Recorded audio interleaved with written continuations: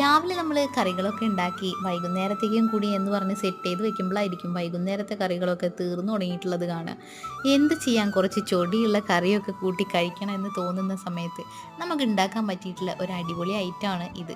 സംഭവം നമ്മൾ എടുക്കുമ്പോൾ കുറച്ച് നല്ല എരിവുള്ള പച്ചമുളകോ അല്ലെങ്കിൽ കാന്താരി മുളകോ എടുക്കാൻ ശ്രമിക്കുക.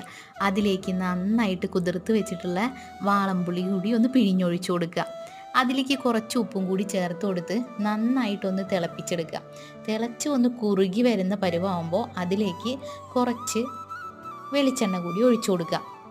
സംഭവം ഇത്രയേ ഉള്ളൂ, വളരെ സിമ്പിളായിട്ടുള്ളത്. ആ ഒരു മുളക് പുളിയിൽ കിടന്ന് നന്നായിട്ട് പുളിയും ഉപ്പും പിടിച്ച് നല്ല ടേസ്റ്റാണ് അത് കൂട്ടി ചോറുണ്ണാൻ വേണ്ടിയിട്ട്. അപ്പോൾ നിങ്ങളിതൊന്ന് ട്രൈ ചെയ്തിട്ടില്ലെങ്കിൽ എന്തായാലും ഒന്ന് ട്രൈ ചെയ്ത് നോക്കുക. ഇഷ്ടപ്പെട്ടാലും ഇല്ലെങ്കിലൊക്കെ ഒന്ന് കമൻറ്റ് ചെയ്യൂ, ഒന്ന് കാണാലോ കമൻറ്റൊക്കെ. അപ്പോൾ ഇഷ്ടപ്പെട്ട എല്ലാവരും ചാനലൊന്ന് സപ്പോർട്ട്